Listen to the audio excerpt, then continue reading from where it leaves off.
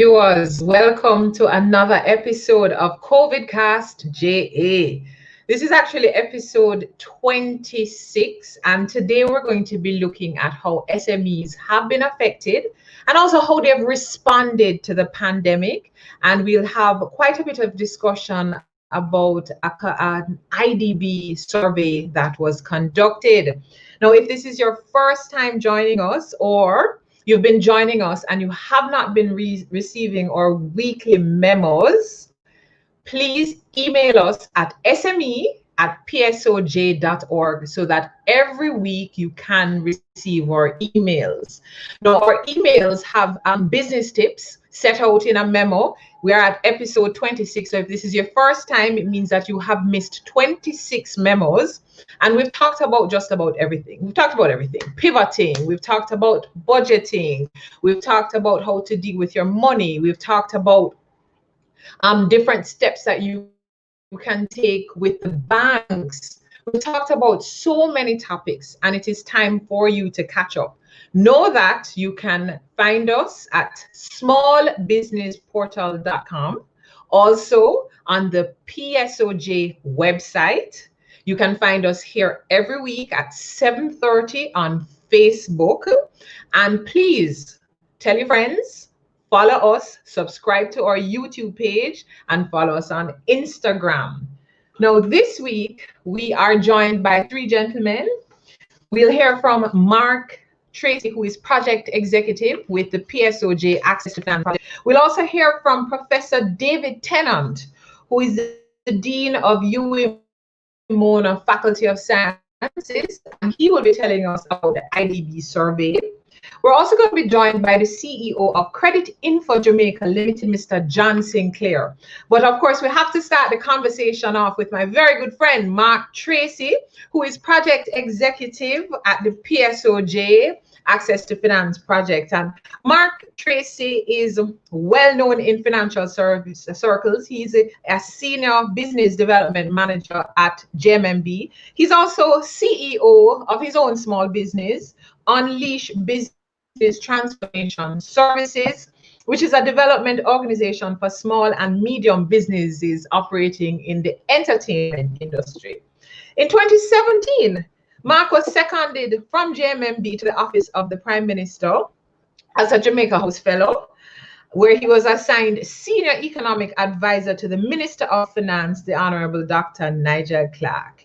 He's also been seconded to the IMF, holy place you go, Mark, the Bank of Jamaica. As I said, he is well known in financial circles.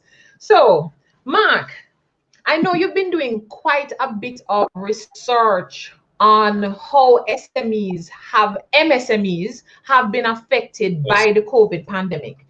And I think the first point that we need to talk about, because this is our show for MSMEs, and sometimes our businesses are not quite aware of the role they play in the economy. How significant are the MSMEs to the Jamaican economy in terms of their numbers, contribution to gross domestic product, and the level of employment that they provide? Tell us about that. Well, great. Hi, good night to all your viewers. Good night, Rochelle. Thank you for having me on. Let me begin by saying, it cannot be emphasized even more the importance of the MSME sector to our overall economy. In regards to their overall contribution to GDP, you're talking about various studies from 2014 and up until recently, where the impact in regards to GDP is between 40 to 60% in terms of the overall contribution of that particular sector on the economy. In regards to employment, you're talking about employment figures of around 60% of our labor force is involved from the MSME space. You're talking about 97.6% of all registered companies falling within the category of our MSME. So you're talking about a huge chunk of our overall economy that is the real engine of growth for Jamaica. And in regards to what we're facing now in terms of the pandemic, I did some amount of work in terms of understanding what has been happening and what will be happening with the space in terms of how the MSMEs are, going through this pandemic. And based on the studies that I would have done and the presentation that was done in our recently conference in August by the PSOJ, we're looking on an impact at that point in time. When I looked on the overall impact on GDP, I used the figures presented by the Planning Institute, which looked on around 5 to 6% impact in terms of a fall off in GDP based on COVID-19. And at that point in time, that was in August, we're looking on a fall off in terms of output from the space of around 11.6%. Now, since the re-estimation of the impact, given that we're looking at a longer trajectory. Yes. Mark, before you go on, just so that our viewers, because you remember we have to break down a lot of these concepts so everybody understands what we're talking about. When you're talking about this 5 to 6% fallout in GDP, what does this actually mean? And as an SME, when you hear that, what is that supposed to be telling you? Okay, so let me break it down. So you're looking on Jamaica and what we produce on a day-to-day basis, and throughout a year, when I talk about a GDP, we're talking about the amount of income that the country generates. Now, if you're looking on the overall income that the country generates, when I say the significance of an MSME on that income generation of a country, you're looking at about 60% of the income that the company generates from producing. 60% of that income comes from the work that is done by the MSMEs. So when I talk about GDP and I'm juxtaposing that on the output or the work done by MSMEs, I'm talking about the actual production dollar-based value of an MSME on our economy. So for every dollar that the country makes, 60 cents out of that dollar is from the contribution of an MSME on the ground, building, creating, producing. So that's to break it down. And to break it down even further, with the impact of COVID, you're talking about a reduction in the amount of income that the country is generating because everybody is at home. Yes. Nobody can go out and freely go and produce. Now, when that happens and the doors are closed, you're talking about out of that shutting of the door where, the Planning Institute would have said 4 to 6% of our income base is going to just disappear because we cannot, produce openly. You're talking about a large chunk of that being from the MSME space. Now, when I talk about our first estimates of 11.7 fall in the amount of production done by an MSME, I'm talking about simply we are not producing as much based on the impact of COVID, and it gets worse. Now, at first everybody was saying, listen, shut down the country, let us revamp, let us hold out, let us pan down until this pandemic passes. Now we are realizing and we're seeing that this is a longer stretch in terms of the impact on the country. So because of that, the amount of production that can be done by the MSME space and the country is even further reduced when you're looking on a longer period going all the way out into December. So now coming from 11.7, I'm now juxtaposing 19.8% fall in how much an MSME can produce. Now, if you think of it that way, you're thinking about an MSME, you're talking about, the mom and pop shops, you're talking about that sole trader who is now facing the fact that by the end of the fiscal year, which is March 2021, his production base is going to be eroded by 19.8%. So now you can think of that. You're talking about less food on your table because you cannot produce as much. So, that's what I'm talking about when I break it down to say how we will be impacted. Yeah. And in fact, in breaking it down, you really have set out to me to what is that fallout that we're looking at for the SMEs. And I keep saying SMEs, and we're not talking about MSMEs. So we're talking about micro, hairdressers, My barbers, the God. small businesses, medium enterprises, because these are the The small shops foundation. that is on the corner. Exactly. So or small businesses are a critical foundation for our economy, for contribution to our production and contribution to employment. Now, in And then your study contribution to families, and just to get contribution right to down to family, micro. Yes. exactly. So in terms of the fallout on employment, what has your research showed? So, when you go even deeper in terms of looking on employment, JBDC had done a survey, I think at the end of April going into May to see, how, companies, medium, small, the mom and pop shops, the micro, how they're faring out, given March, April impact. And based on the survey, you're looking at an estimated impact of around 101,000 persons losing their jobs for the next year. When Yes. I'm looking at March 2021, you're going to have new businesses come up, because new demand occurs, sanitization companies and all of that. But if I'm to look on it at a snapshot in time, I'm looking on around 101,000 persons out of an estimated 600,000 persons that fall within the MSME space losing their jobs. And that is huge. That is huge. That's a huge impact. But as you mentioned, we also are seeing new businesses emerge through the pandemic as businesses have pivoted. Yeah. Correct. So in terms of the recommendations from PSOJ, what are some of the critical recommendations from the PSOJ to cushion the current impact of the fallout to the MSMEs? So the first recommendation that we looked at as a PSOJ is essentially first and foremost for entities to look at their broad-based operations and bunker down on the core work that they're doing. So, okay, I have my store. We're coming out of a period where things were on the upside. Yeah. So a lot of these companies, started off doing a shoe, building shoes. Now they're saying, okay, I'm going over into handbags.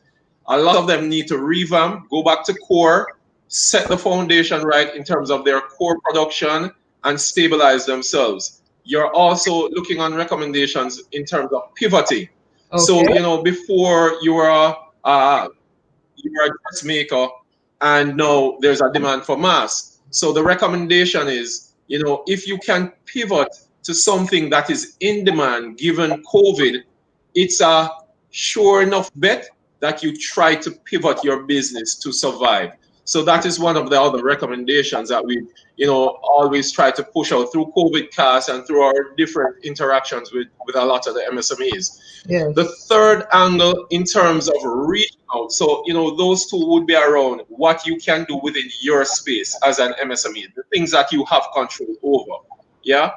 The third angle is to reach out for those MSMEs that have a relationship with their banks. A lot of MSMEs, they have loans with their banks, they have relationships with their banks, they have relationships with their credit unions, they have relationships with their microfinance companies. So to reach out to see, one, if they can get a moratorium, aka asking the bank to, forego payments for a period of time. So in terms of the loans that they might have, so that they can bunker down with the limited cash flow that they have to survive through the pandemic. And also to reach out to see what options there are in regards to getting particular loans that will allow them the stream, the cash flow that is needed for them to survive through this pandemic. So those three are paramount in terms of, going through the survival mode. So ultimately, one of the main points for me is the cash flow of these MSMEs need to be, in place, and reaching out to your financial institution is one mechanism. Reaching out to see if there are grant funds available. And of course, I'm always going to go back to it. Pivot where possible, bunker down and survive and ensure that core operations are taking place. Okay. So, what Mark Tracey, and if you are just Yeah. joining us, with us is Mark Tracey, who is Senior Business Development Officer at GMMB. He's also a project executive and part of the PSOJ Access to Finance project, and he's been doing quite a bit of work looking at the impact on MSMEs during the pandemic. And what Mark has set out for us is just a reminder of the importance of MSMEs to our economy. We're talking about 60% contribution to our GDP. Significant. We're Yes. seeing a significant fallout with our MSMEs during this period. I mean, there's so many factors. We are seeing the loss of jobs because our MSMEs, and remind me of how much, what is the percentage of employment provided by our MSMEs? In terms of employment, you're looking at between 50 to 60% of our labor force falls within the category of an MSME. So you're talking about 60% essentially of our labor force.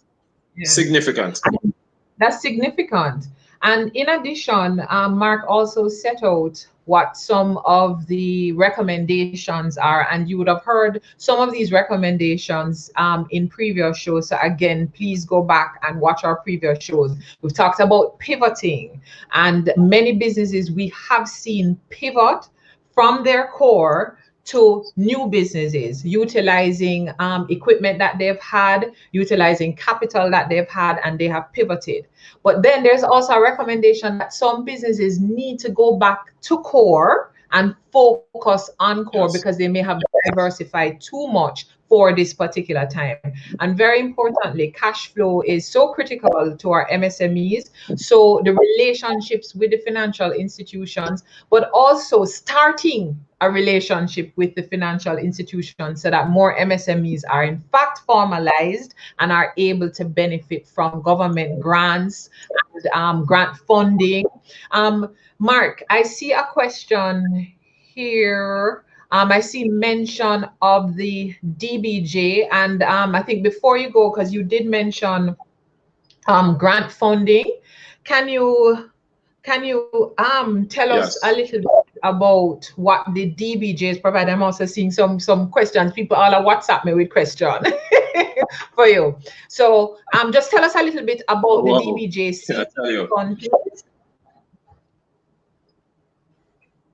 So you have the Credit Enhancement Fund that is provided through the DBJ with acknowledgement through the various financial institutions, where an MSME can go to their financial institution. And you know, a lot of times you're taking loans as a small business and you don't have the collateral to back that particular type of loan. Yeah. So the CEF is there as an added collateral that the MSME can pool with in order to obtain these loans. So you're looking on, for example, you might have a small vehicle that you want to put up, but it covers at least say 40% in terms of collateral coverage of that particular loan. This is where the CEF now kicks in, and DBJ says, listen, we will stand as quote unquote guarantor in regards to that CEF for you to be able to access that particular loan. In terms of an additional feature that the DBJ is now pushing, they're pushing the Biggie program. And under this program, and I think they started with medium-sized enterprises, where these are grants that will be offered directly through the DBJ to businesses that are involved in innovation and transformation.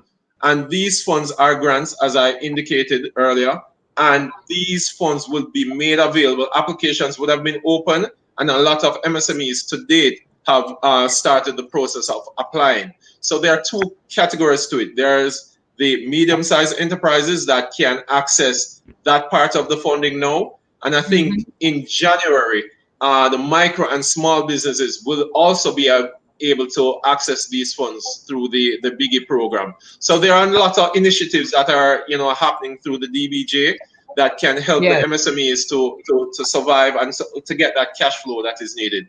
So the CEF, as you pointed out, is one mechanism.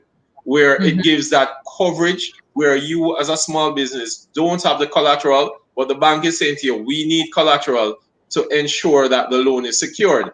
Here comes the DBJ through the CEF. So, you know, a lot of the MSMEs, you want to check that out, talk to your financial institution.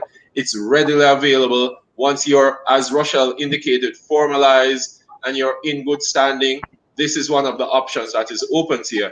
And here comes the Biggie program that is now ensuring that there's a cash flow readily available for medium-sized enterprises first, and in January for micro and small enterprises. Okay, thank you for that, Mark, because I'm seeing questions coming what along the line of what support. So we've talked about the DBJ CEF, and for those who don't know what that is, it's the Development Bank of Jamaica Credit Enhancement Fund. But what other support do we see from the PSOJ side as needed in the ecosystem? So we've talked about support from the DBJ. What kind of support is needed from the BOJ, from the banks, from the government of Jamaica to assist the MSMEs? Right.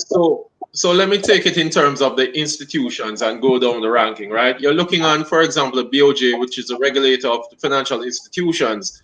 You're looking for the regulators to look on the different streams of regulations, you know, around, for example, forbearance. And forbearance, when I talk about that, to break it down, you're talking about the commercial banks, credit unions being able to give a moratorium, a break on loans for just a particular period of time. So you're talking about maybe a 3 to 6 months before the regulator say, listen, these loans need to be reclassified, you know, non-performing, for example.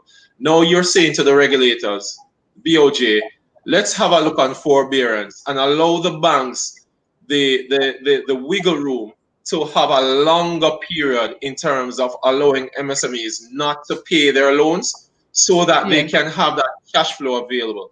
When you're looking on the PSOJ, one of the things we are looking on doing, and I know, Rochelle, we're working on this, is around ensuring that we give help in terms of being that incubator, setting up work streams, setting up workshops, setting up the BDOs, business development organizations, to streamline helping MSMEs to, one, formalize where they're not formalized, have special training so you can upskill you know, their labor force so that they can pivot. And you know, those are some of the things that we can do and we are doing. COVIDCAST is one example of it, where we're helping to educate, you know, these small businesses in terms of how to navigate through this time. And did I leave out, you're talking about the government? The government, of course, would have given out the stimulus packages to help, again, the cash flow needs of these small businesses. I'm hoping that the government will embark on more initiatives around this angle, given that we're looking on a longer term impact of a COVID-19. And I think these are some of the things that, you know, can be done in the space to help MSMEs. So it's not around the cash alone. It's how you help the MSMEs to become more formalized and create a greater human capital labor force so that we can move forward to pivot through this pandemic.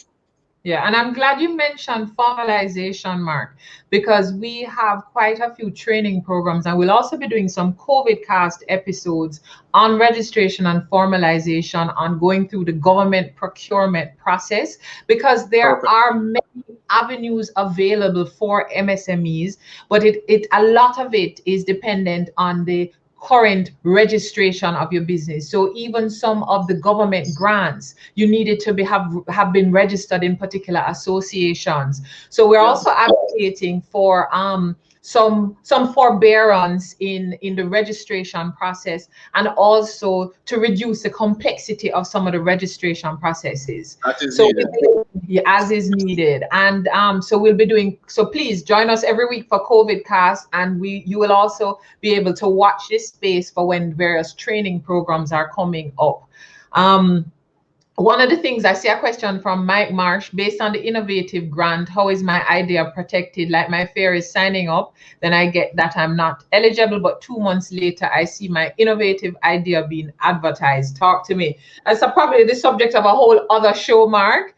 Yes, I don't know if Mark can answer that, but some of the things, a lot of these grant funds, I mean, these are not fly-by-night setups. This is the Development Bank of Jamaica.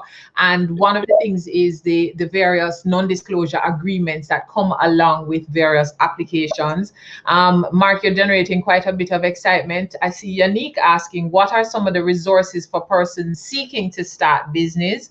And the PSOJ is offering resources to help people to set up businesses, register, set up their accounting, but also the it's JBDC.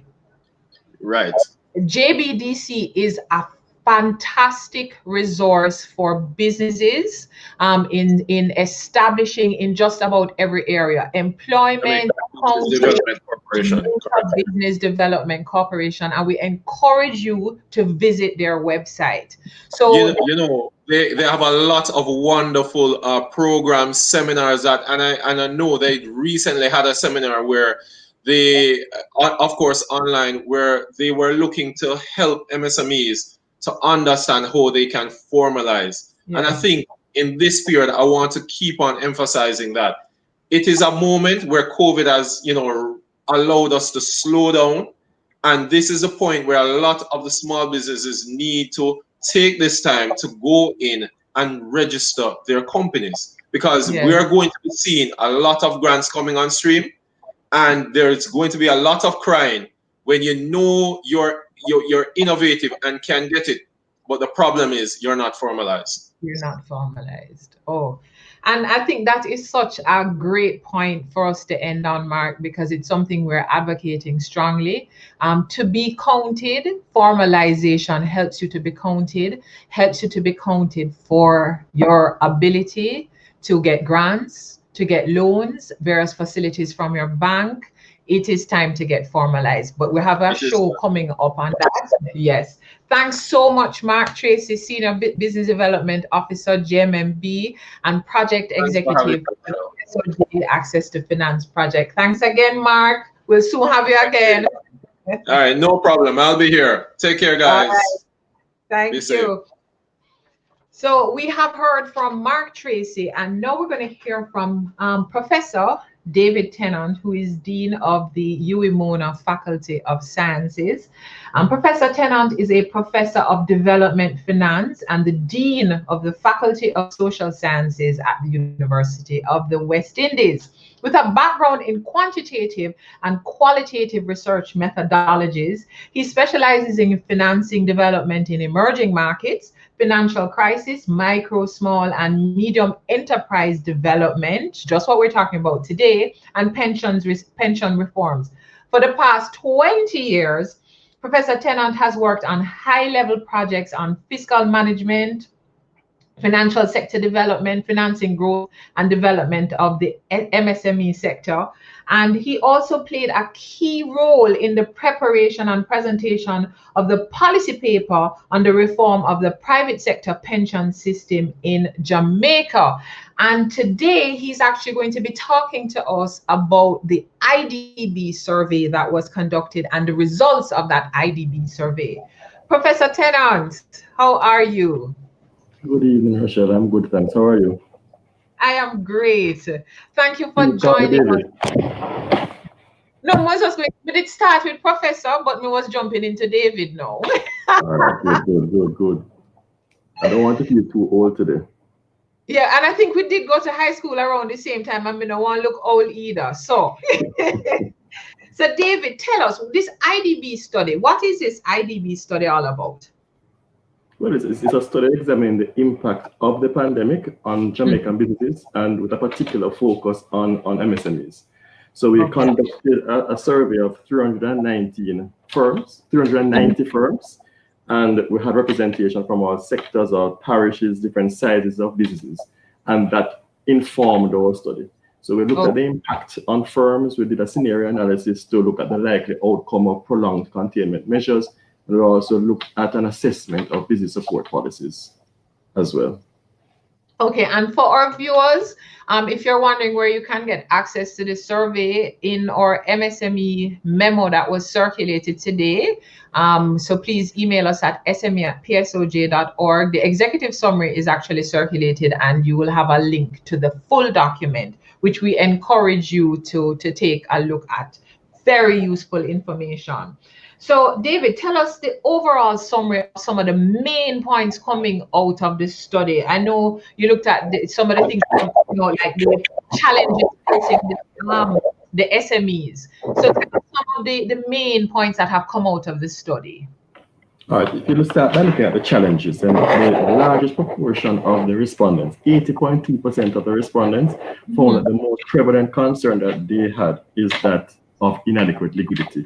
We found that small businesses typically have only about 1 to 2 months of cash reserves. Okay. Now, that was very, very worrying for many of the firms, because many of them, about 2/3 of the firms, expected to face at the onset of the pandemic a significant loss in their revenue because of the loss of the local market share. And then almost a half, just about 40%, indicated that they also expected a loss in their international market share as well. So if you're losing market share, both locally and internationally, then your reserves become important, because your reserves are that buffer that can tide you over. And that is why that concern was so very, very high, because the reserves weren't large. Now, something what Mark said a while ago, when firms have dwindling cash reserves, their own money is dwindling, they often go to external sources of finance to get that kind of financing. We found that 64.7% of the respondents highlighted difficulties with accessing finance as being a serious concern at the onset of the pandemic as well.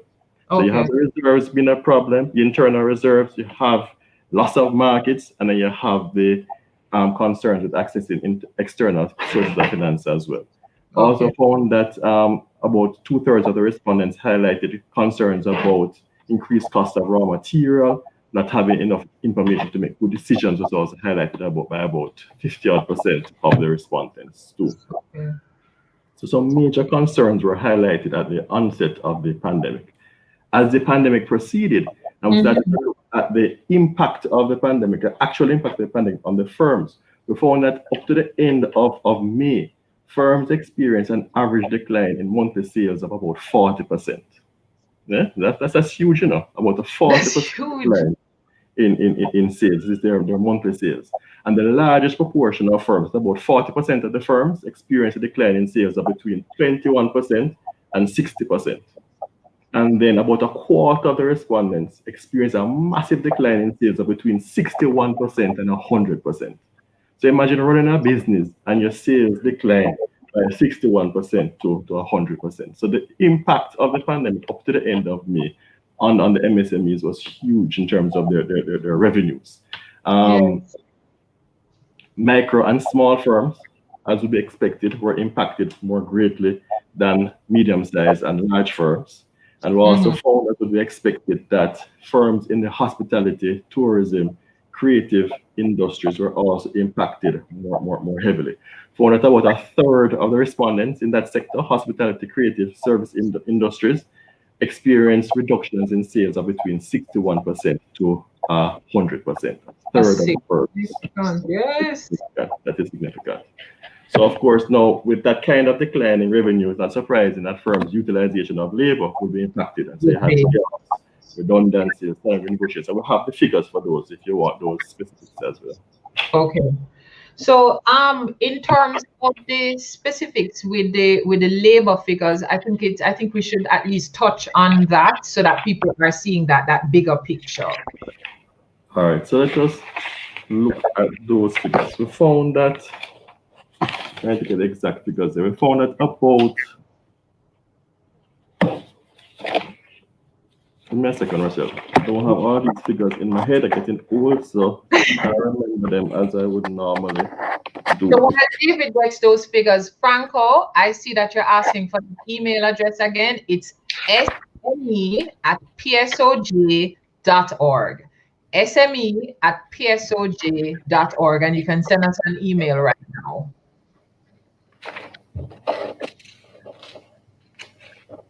Right. So we spoke about the reduction in utilization of firms. Significant numbers reduce their labor force. Boy, Rochelle, this thing is not working at all. No, you know. But the information, viewers, is actually available in that IDB report, and we're going to be doing a follow-up show on the effect of redundancy in the market. So, David, I found it, Rochelle. I'll give you them. Good man, brain good. About half of the respondents laid off workers. A half of the respondents laid off workers up to the end of May 2020. And you had average 390 respondents. 390 respondents. 390 half respondents. of them. Wow. Half of them. And on average, firms laid off just over a quarter of their workforce. So half of them were laying off, and the amount of persons laid off, about a quarter of their workforce was laid off. Okay. Yes, almost a fifth of the firms indicated that between 81% to 100% of their workers were laid off. Right? So that is huge.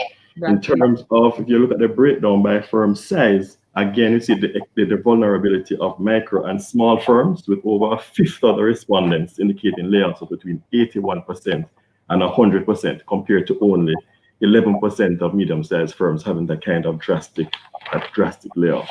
And if you look at the hospitality, creative, and related services sector, almost 30% of the firms, a third of the firms, reported layoffs of between 81% to 100% of their workforces.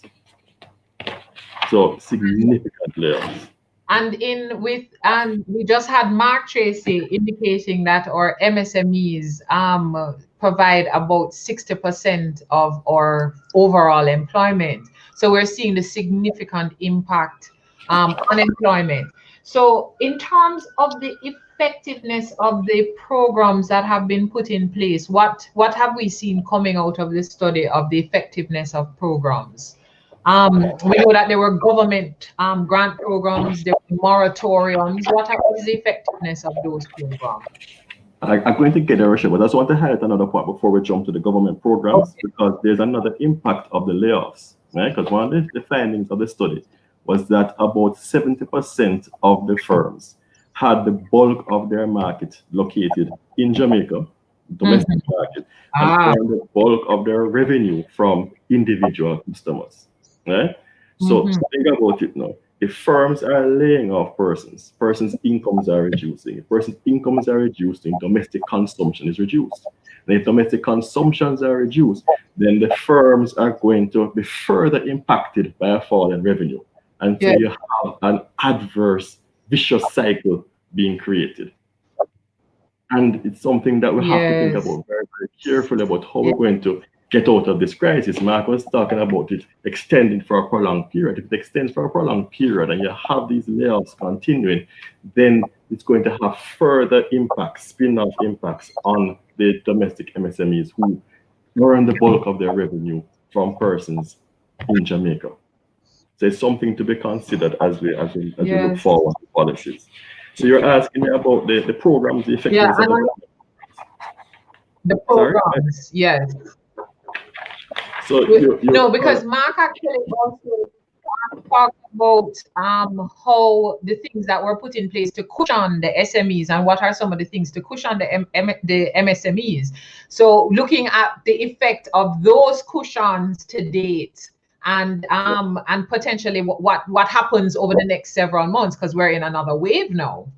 Yes. It's important. So what are you seeing as the effectiveness?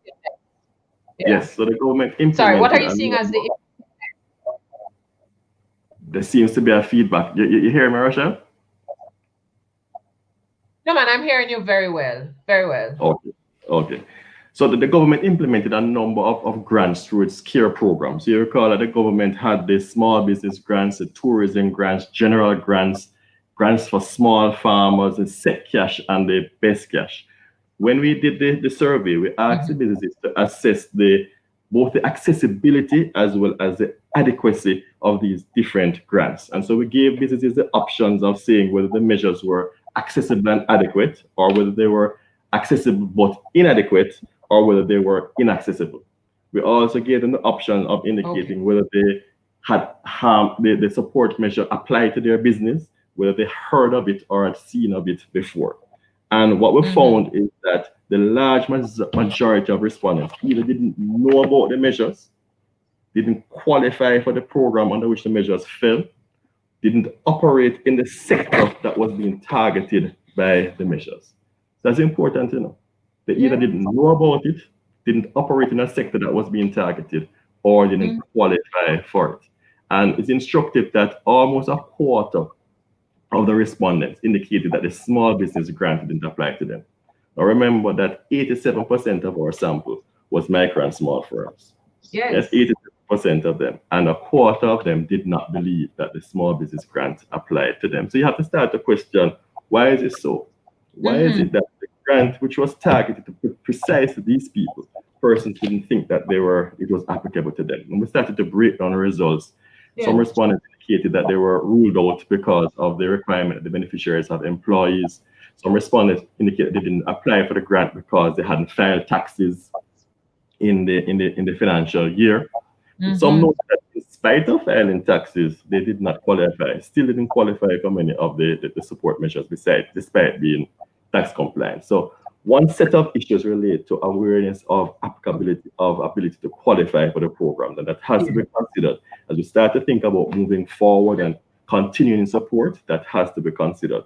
But it's also very, very instructive that very few of the businesses that we surveyed indicated that any of the measures, any of them were accessible and adequate.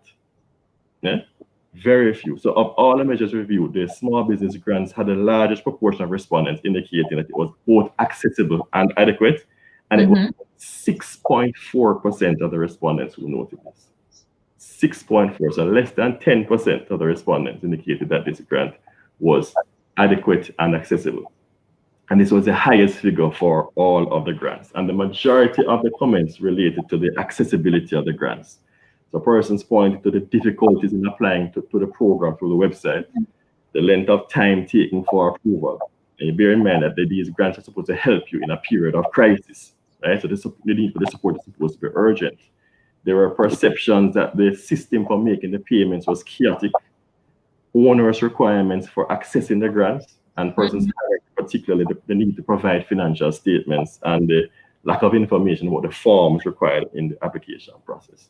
So Rochelle, there are some serious issues regarding the accessibility of the grants. And as someone who has studied MSMEs for a long time, I found this particularly interesting because many of the issues that were being highlighted about accessing the government support in a time of crisis are the same issues that MSMEs highlight about accessing finance from formal financial institutions. It doesn't seem like we're learning the lessons of the past, and it doesn't seem like we're focusing enough on the nuts and bolts issues of accessibility. Because we know what the problems are, and we need to recognize that MSMEs, they don't have the labor and they don't have the capital to dedicate to long and bureaucratic processes and deal with those kinds of delays and procedures.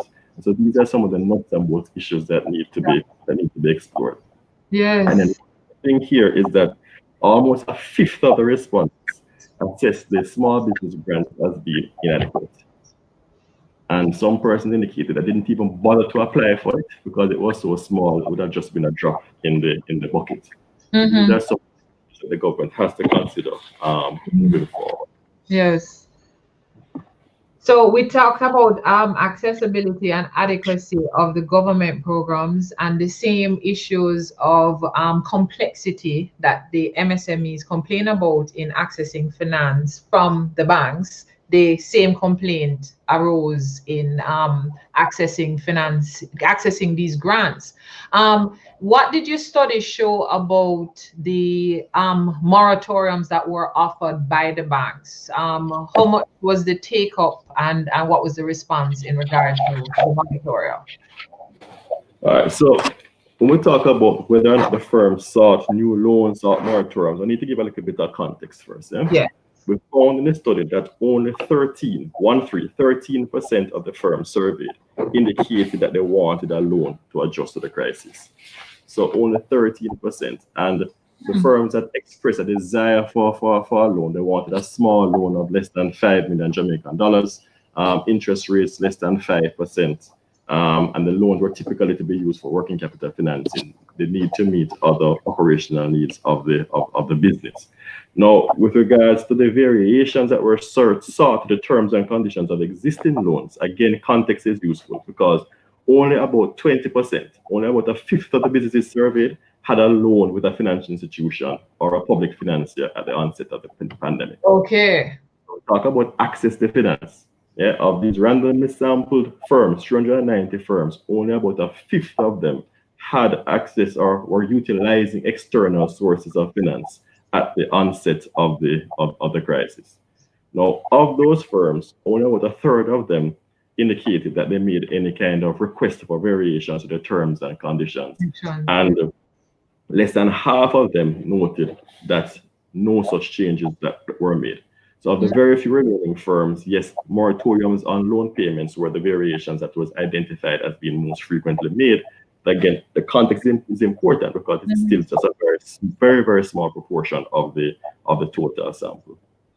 So how were MSMEs accessing money then to try and keep their businesses afloat? Did we see more use of credit cards?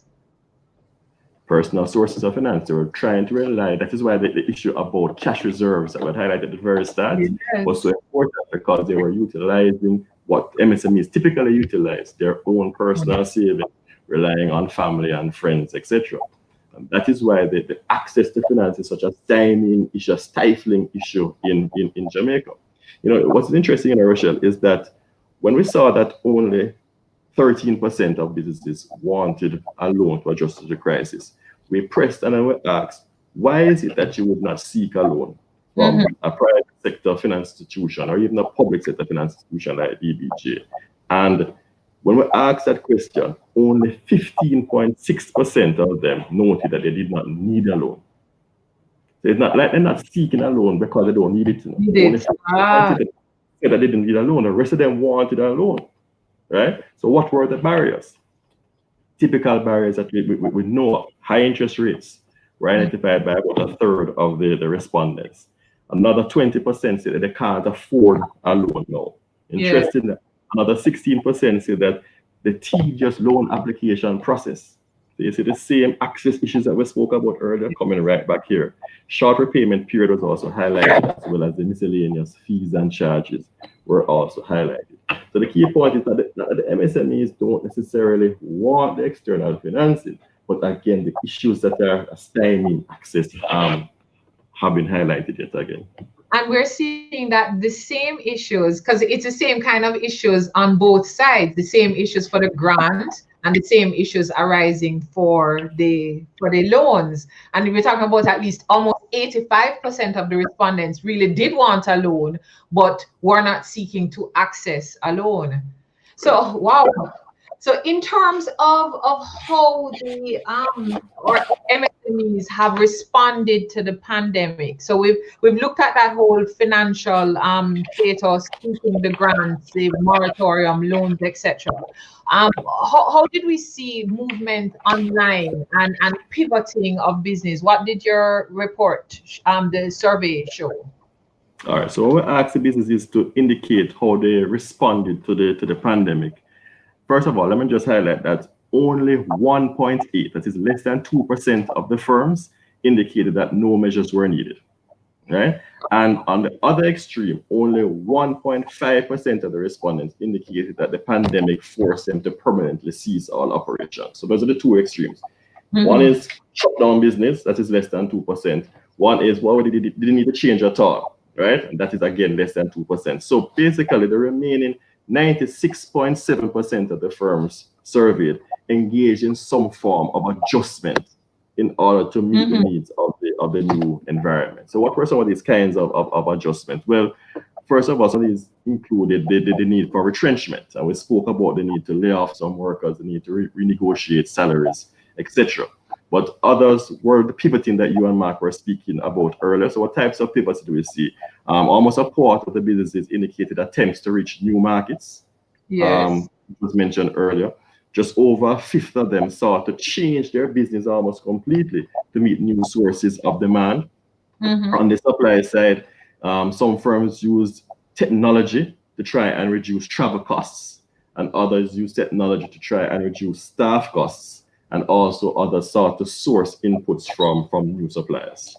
Those are the main types of pivoting that we saw from the survey results. Okay.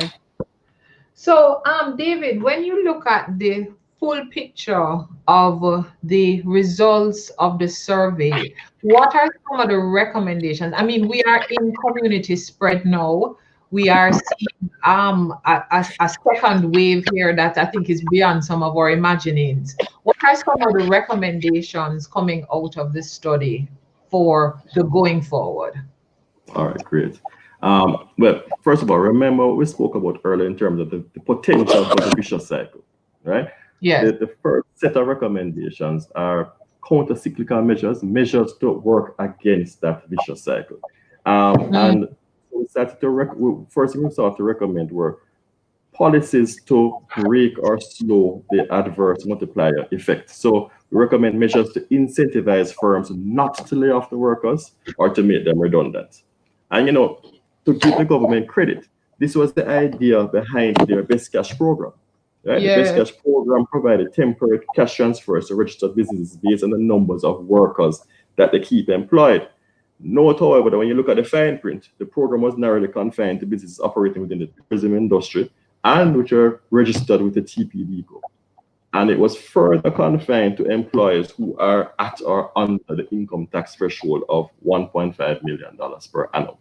And so basically the government was trying to support the most vulnerable sector and the most vulnerable individuals in that sector. And what we're suggesting is that we need to consider broadening this support to include firms in other sectors, as well as to support employment in higher income brackets. That's the first. We suggest also that measures were needed to support the continued purchasing power of people who lose an income stream. Yes. So despite the support that you give to firms keeping people employed, some people are going to lose their jobs. And so we suggest that you need to support people who lose the income stream. And again, give them their due. The government set cash program was designed to provide some sort of support through temporary cash transfers to individuals who lost jobs since March 10. The point, though, that we found from the survey is that while the one-off support was appreciated, it wasn't adequate. And so the restarting of the discussion on unemployment insurance in Jamaica is quite welcome. We recognize, though, that is going to take some time for you to do the feasibility study to have it properly designed. So we're suggesting that as an interim measure, the government should do a quick review of the access to adequacy of the set cash program with a view to improving its implementation moving forward. And another counter-cyclical measure is that some MSMEs are going to need, I think Mark had mentioned it earlier as well, are going to need a lifeline to tide them over to times that resemble normalcy, right? So that was the idea behind the small business grants, the tourism grants, the general grants, the grants to small farmers. Again, they were designed to fulfill the need, but the issues of access and awareness time their effectiveness. And so what we have suggested is that a critical review of these programs, these grant programs, be conducted, and in so doing, give careful consideration to the capacity constraints faced by MSMEs.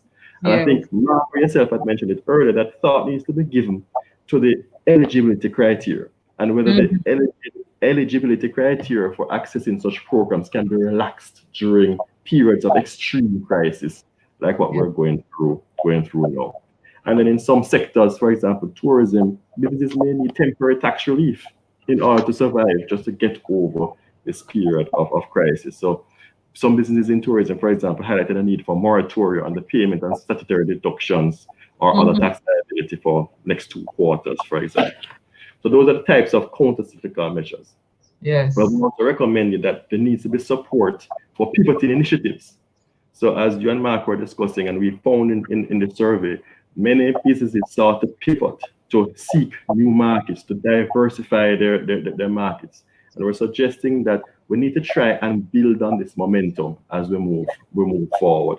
And we suggest that the government could try and work with the international development partners, who then work with the key MSME stakeholders to develop a comprehensive program of technical assistance that will allow MSMEs exposure to and training in a variety of skill sets that would help to enhance enhance their international competitiveness and profitability in the new COVID-19 global economy.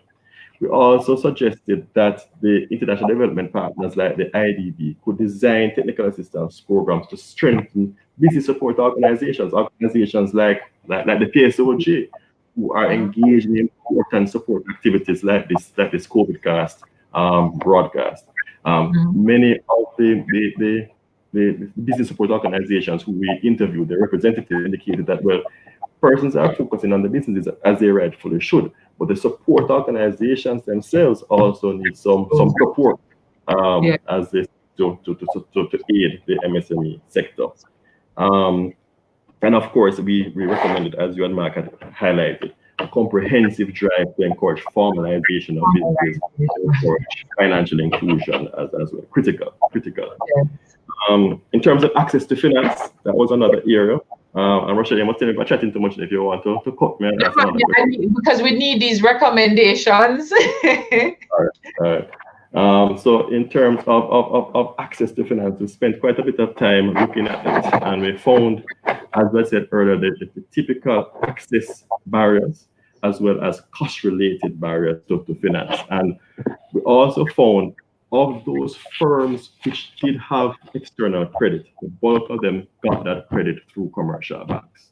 Now, this is always going to be a major factor stemming access to credit for MSMEs, because no matter which way you spin it, I heard Mark talking about the BOG and the regulators and the forbearance.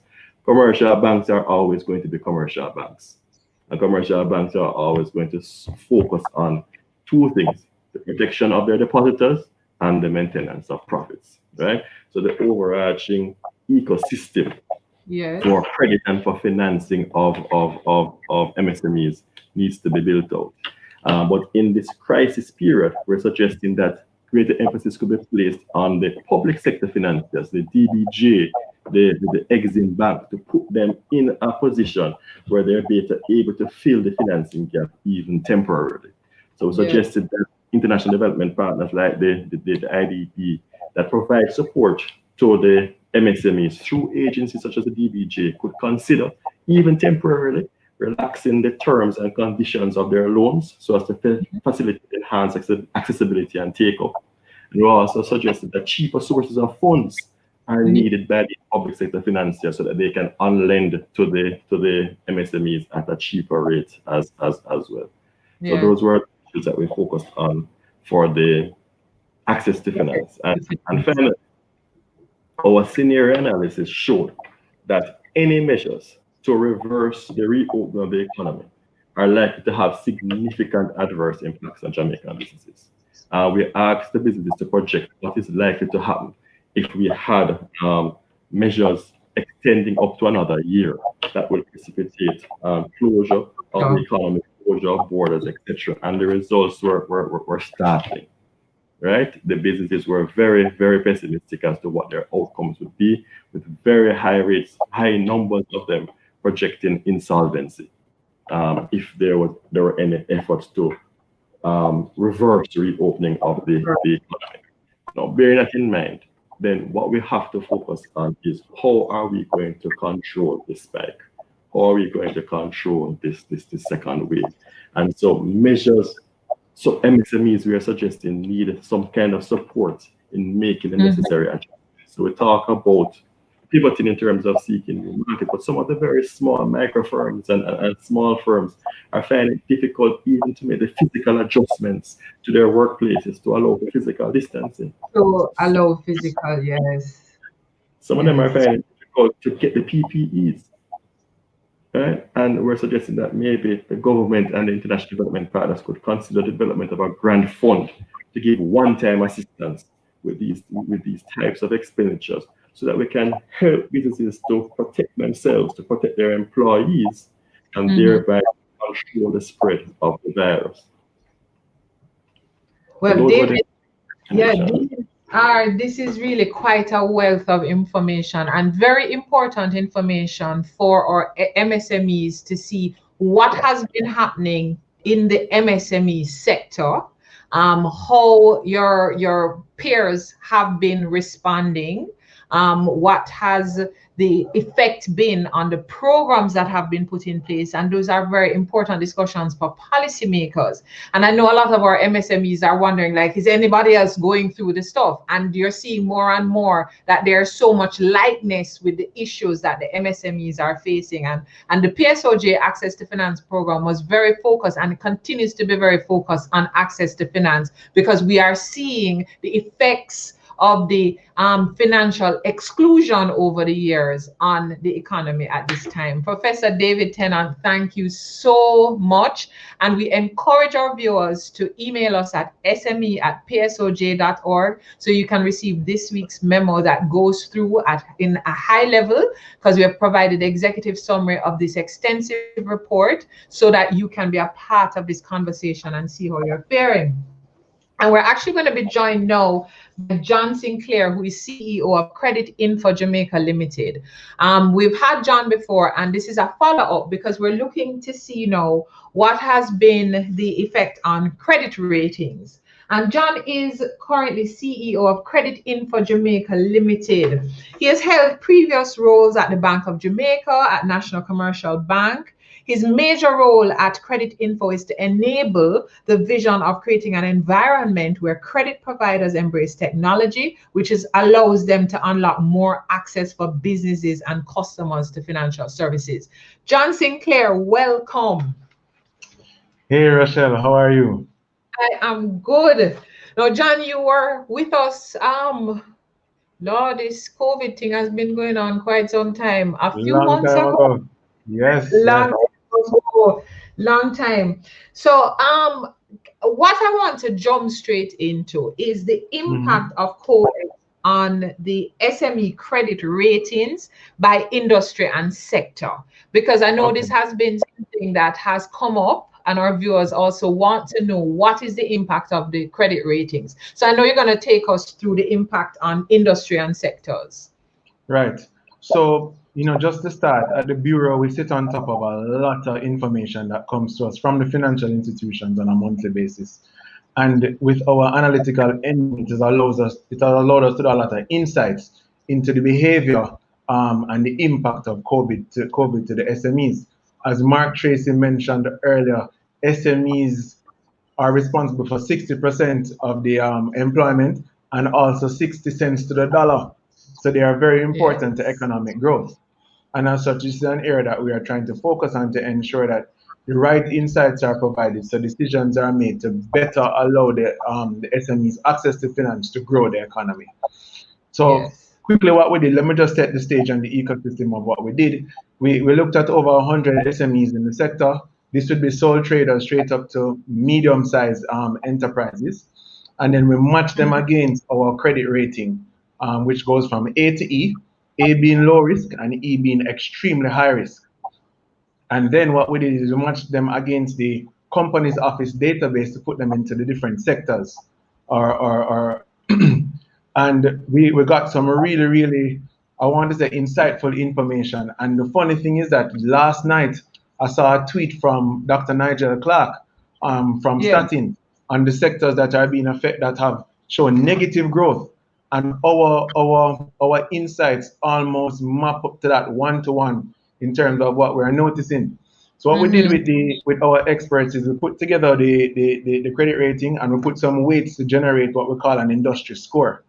And then we looked at all of the industries that performed above the score and the ones that performed below, that were below the score. So if you pause on this slide, what you're seeing is that we only have one of the major sectors that were actually performing as it relates to credit rating in a positive way, which is wholesale and retail trade. And the assumption is that this sector was providing the raw material to the persons who are now staying at home. Remember, now we can't travel, so we're unable to go away to shop. So now we have to buy local, which is actually good for the economy. The thing is that the volumes were not as great. And then if we shift now, we go straight into manufacturing, which was down 2% to the industry standard. And then it was followed by real estate, renting, and business activities. And naturally, we know what was happening there. Real estate, persons, there was unemployment. Persons were hesitant to borrow because they didn't know if they'd have a job tomorrow. The banks and the financial institutions were hesitant to lend because they didn't know if you'd have your job tomorrow as well. So what I realized is that a lot of persons who were looking to get into real estate in 2020 were unable to access the finances for that. And as such, the real estate, the sector itself, was hit negatively. And then we move into where we saw a deep dive, a nosedive into some type of negative reaction, which was building and construction, transport services. As we know, went through an island-wide lockdown. And as such, the movement of people and goods were very limited, to the point that we had the work from home orders that everybody was in, and the transportation services were significantly hit. And then, of course, agriculture, hunting, and forestry. This sector, as we know, was one of the first sectors to cry out when the country was locked down. And then last but not least, a sector that we really need to focus on, and in the previous podcast, I know Nevada Poe spoke a lot to this, is the hotels and restaurants. Now, these are the persons who are providing daily lunches to either workplaces or to individual patrons. There was a lot of Airbnb activity. You know, persons were looking forward to Carnival. That didn't happen. And then there was the summer where we get the influx of tourists coming in, and then they would benefit from the Airbnb facilities, the hotels, and the small bed and breakfasts. So now what we're seeing is that none of these facilities, well, these facilities were available, but the volumes that they expected didn't show. So we moved from vacation to staycation. And even then, you know, they were still negatively impacted by COVID. Yes. So the percentages with the negative impact is the reduction in the credit rating of these particular sectors. Right, based on a weighted average that we created. So there was a weighted average across all industries in Jamaica, and then we looked at these major sectors and how they performed against the weighted average. Okay. So when we're looking at this data, what was done to mitigate the impact? What is your research showing? What was done to mitigate the impact? Mark and Dr. Tennant spoke about it, but it was the fact that there were a lot of payment holidays granted and the moratorium. And then what we're seeing is that nobody really understood the impact of COVID at the time the moratoriums came up. So they were offering 3-month moratoriums. But now what we're seeing is a lot of the SMEs are asking for an extension to the moratorium. And I think Mark had spoke to it, that the SMEs and the financial institutions would have to go to the regulators to say, look, we know that we did the 90-day thing, and we know that that is based on the standard that anything 90 days past due is non-performing, but we're going to have to extend these loans because the people just can't pay. A lot of the SMEs, they start in the backyard. Like if I can have a little cook shop that provide lunches to a company, and I start cooking from my own kitchen. But what happens now is that these persons are working from home. I took a loan to get a burner, refrigerator, some type of storage, and I have to pay back, but I'm not having the income coming in to service the loan. So I'm going to be asking for that extension. What we're also seeing is the Idb Grants and Loans. That's big, and I have some data to show later on down in terms of what's happening with the loans and with the sole traders. There are also payment waivers, and what we saw about 2 months ago, some of the credit unions have partnered with the DBJ, and what they're doing, they're relaxing the requirements for credit, which will then allow the SMEs to access credit quickly, and as such service keep the business running and pay some bills. Yes. And last but not least, COVIDCAST is here. The expectation is that SMEs would sign on and get the good insights that come from different episodes to ensure that they're doing the right things, especially in the need where they have to pivot. Yes. And tonight, viewers, we're looking at how SMEs have been affected and how they have responded to the pandemic. So we looked at the IDB survey that surveyed 390 MSME businesses across Jamaica, across sectors. We're now joined by John Sinclair, who is CEO of CreditInfo. So tonight has been about sharing the result of various research that has been conducted to support a lot of what we have been discussing on COVIDCAST. So we're not picking it out of the air. It's actually supported by the research and also looking at what needs to be done going forward. So I know, John, a big question that the people have now is, what is happening to the credit ratings now that the moratoriums are over? All right. So in the last episode that I was invited to, we did tell the SMEs that if you do apply for the moratorium, what they will do, they will freeze the status, your financial status at that point in time, and have the moratorium run for 3 months. So at the end of the moratorium, it would not come out worse than you were before. But what we're seeing is this, and this is converse to what we thought would have happened, but there's a high level of borrowing of cross-sole traders right after the moratorium. So if we look at June and July in 2019 compared to 2020, it's almost double the number of loans that have been accessed by the sole traders. So the good thing about it is that there might have been some fear about reduced credit ratings, because now that the SMEs are speaking with the financial institutions, they realize the importance of having a good credit score and a good credit rating and maintaining good history and positive payments. So what we're seeing now is that the delinquency rates are not dropping as expected right now. They're actually decreasing. So what we're seeing is adherence to the obligations that they would have gone into and the contracts that would have gone into with the financial institutions. But at the same time, remember that a lot of the moratoriums are being extended, so the data itself is going to be a little bit skewed, because we're going to continue seeing positive payment information come into the bureau until the moratoriums are totally cut off. And we really don't have a date for that, because that's the arrangement between the SME and the financial institution. Okay, so John, what you're actually seeing is a little unexpected, because I'm a little surprised by that. That at the end of the moratorium, we're actually seeing more loans being accessed than last year.